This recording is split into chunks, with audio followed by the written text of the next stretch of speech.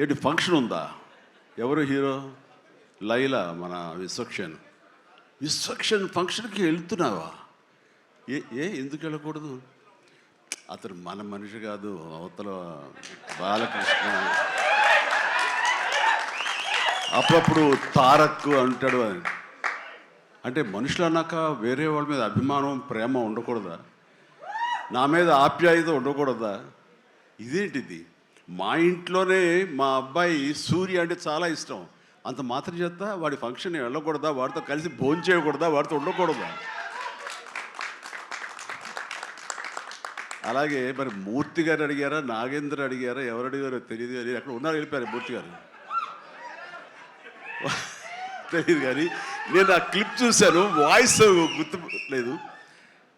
మీరు బాలకృష్ణ కాంపౌండ్ కదా విశ్వక్సేన్, ఇప్పుడు మెగా కాంపౌండ్ నుంచి ఆయన ఎలా వచ్చారు అని చాలా చక్కగా సమాధానం చెప్పాడు. మా ఇంటికి కాంపౌండ్ ఉంది కానీ ఫిలిం ఇండస్ట్రీ కాంపౌండ్ లేదని. I appreciate. నిజమే, ఇక్కడ గిరుకీసుకుని ఎప్పటికప్పుడు ఏ హీరోలుగా హీరోలా ఉండే రోజులు నిజంగా ఉన్నాయి, లేకపోలేదు. షూటింగ్ల వరకే. ఆ తర్వాత వాళ్ళు ఎవరి ఇళ్ళకి వాళ్ళు వెళ్ళిపోతారు, ఎవరి ప్రోగ్రాం వాళ్ళు చూసుకుంటారు. అలాంటి రోజుల్లో నేను ఉన్నాను. వాళ్ళు అలా ఉండటం మూలంగా వాళ్ళ మధ్య సఖ్యత ఉండదేమో, వాళ్ళ మధ్య ఒక విభేదాలు ఉంటాయేమో అనే ఒక రకమైన భ్రమలో ఇక్కడ అభిమానులు కొట్టుకుని చచ్చేవాళ్ళు. ఆ వాల్పోస్టులు చింపుకునేవాళ్ళు. నెల్లూరులో మా కజిన్స్ ఉండేవాళ్ళు, వాళ్ళిద్దరు సొంత అన్నతమ్ములు, కానీ వాళ్ళు రామారావు గారిని, ఒకళ్ళు నాగేశ్వరరావు గారిని ప్రేమించేవాళ్ళు, ఇష్టపడేవాళ్ళు, అభిమానించేవాళ్ళు. వాళ్ళిద్దరు కొట్టేసుకున్నారు, రక్తొచ్చే కొట్టేసుకున్నారు. నాకు దానికి కంగారు వచ్చేసింది. నేను చిన్నోడిని. ఎందుకలా కొట్టుకున్నారంటే వాడు అభిమాని, వాడు ఎంటి, వాడు అది అంటే నాగ్గడి ఇలాగని ఇద్దరు కొట్టుకుంటున్నారని చెప్పేసి. అంటే నాకు ఆ రోజు నుంచి మొదలైంది, ఏంటి సినిమా వాళ్ళు హీరోలు బాగానే ఉంటారు, వీళ్ళు కొట్టుకుని వస్తారు ఏంటి అని చెప్పేసి. నేను ఫిలిం యాక్టర్ని అయిన తర్వాత హీరోల మధ్య ఒక సఖ్యత, సహృద్భావ వాతావరణం అది ఉండాలి, ఏర్పాటు చేయాలి బలంగా నాకు ఏర్పడటానికి ఆల్రెడీ అదొక ఇన్సిడెంట్. అందుకనే మెడ్రాస్లో హనీ హౌస్ అని అప్పట్లో ఉండే జర్నలిస్టులకు తెలిసే ఉంటుంది. ఆ హనీ హౌస్ ఏంటంటే 1 acre ల్యాండ్లో ఉంటుంది. ఎక్కడ ఏ 100 days ఫంక్షన్ జరిగినా, ఏ ముహూర్తాలు ప్రారంభోత్సవాలు జరిగినా, ఎవరికి ఏ బర్త్డేలు జరిగినా, ఏ 31st నైట్ డిసెంబర్ ఫంక్షన్ చేసుకోవాలనుకున్నా సరే, అటు తమిళ ఇండస్ట్రీని ఇటు తెలుగు ఇండస్ట్రీని ఆహ్వానించి అక్కడ అందరికీ చక్కగా పార్టీ ఇచ్చి ఒక రిక్రియేషన్ తోటి మంచి భోజనాలు చేసుకుంటూ, అంటే అవి ఉంటాయనుకోండి, అది వేరే విషయం. సో వీటితోటి మనుషుల్లో ఉండే అరమరకలు కానివ్వండి, పొరపచ్చలు కానివ్వండి, ఇవన్నీ కూడా సమసిపోయి ఎంతో హాయిగా ఉంటారు. అది నేను ఆ విషయం చాలా చాలా సక్సెస్ఫుల్. కాబట్టి ఈ రోజుకి నాగార్జున, వెంకటేష్ అండ్ బాలకృష్ణ మేమందరం కలిసికట్టుగా ఉండటానికి, ఒకళ్ళ ఫంక్షన్ ఒకళ్ళు వెళ్ళటానికి, ఈ మధ్యకాలంలో బాలకృష్ణ 50th ఫిల్మ్ సందర్భంగా నట జీవితం సంబంధించి చేసిన ఫంక్షన్లో నేను పార్టిసిపేట్ చేశాను. అలాగే నాగార్జున మేము వెరీ ఫ్రీక్వెంట్గా కలుసుకుంటుంటాం. ఈ అరమరికలు ఉండకూడదు.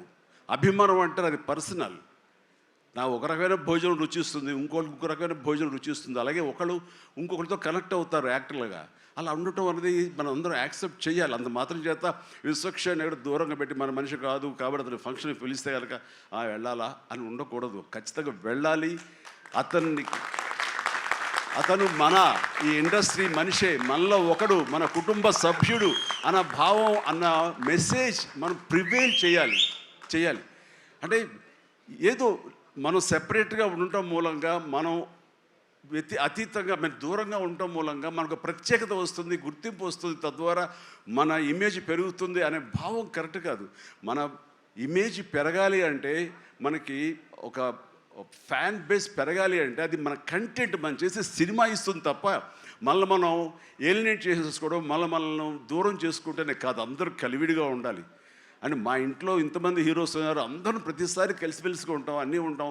అలాగని చెప్పేసి మా ఇమేజ్లు తక్కువ. ఈ రోజున పవన్ కళ్యాణ్ ఏబీలో కనిపించగానే ఇది అన్నారు, దాన్ని గర్వపడాలి. పుష్ప 2 పెద్ద హిట్ అయింది, బ్లాక్ బస్టర్, దాన్ని గర్విస్తాను.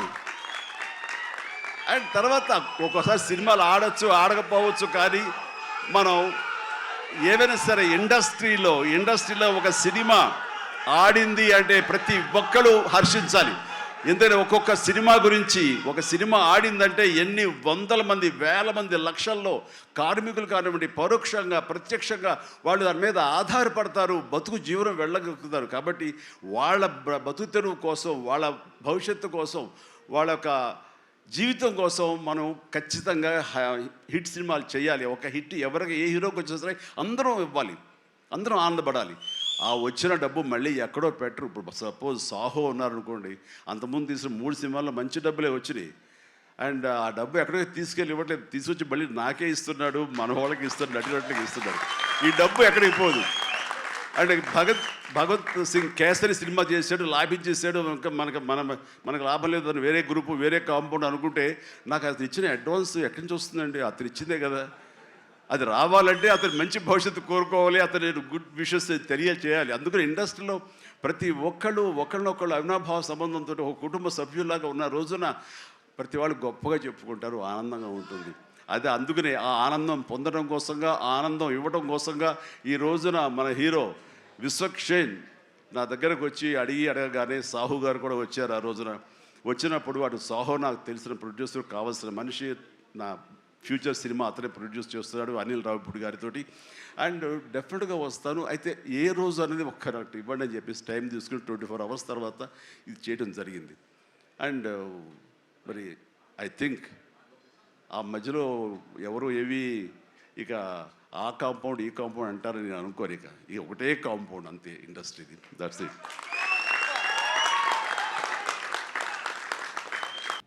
ఇది కొంచెం ఒక రకమైన ఎమోషనల్ ఇష్యూ, అందువల్ల మిగతా వాళ్ళకి సంబంధం లేదని చెప్పాను. ఈ మధ్యకాలంలో నన్ను ఒక సీనియర్ జర్నలిస్టు ఒక క్వశ్చన్ వేశారు.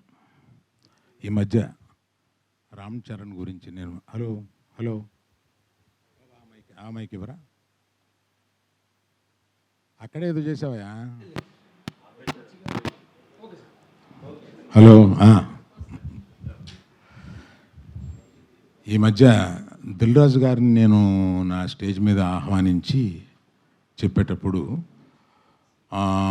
నేను రామ్ చరణ్ని తగ్గించాను అన్న ఒక అభియోగంతో నన్ను చాలా ట్రోల్ చేశారు, మీ అందరికీ తెలుసు. దాని మీద సీనియర్ విలేకరి గారు నన్ను ప్రశ్నిస్తే మిగతా అందరూ ఆ సందర్భం కరెక్ట్ కాదని నేను మళ్ళీ చెప్తానండి, ఇప్పుడు వద్దు, ఇప్పుడు నేను కామెంట్ చేయలేను అన్నాను.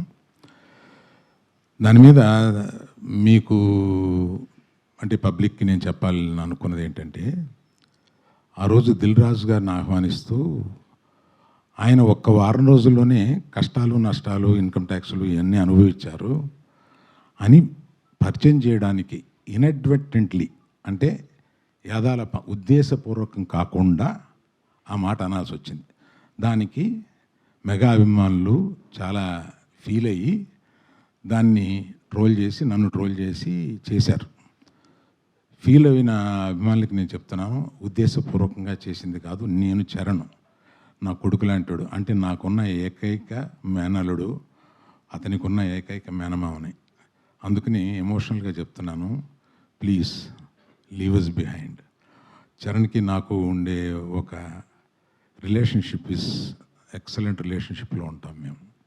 అందుకని please let us leave it alone.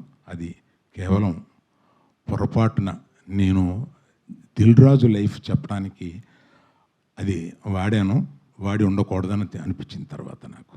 Thank you for your understanding అండి.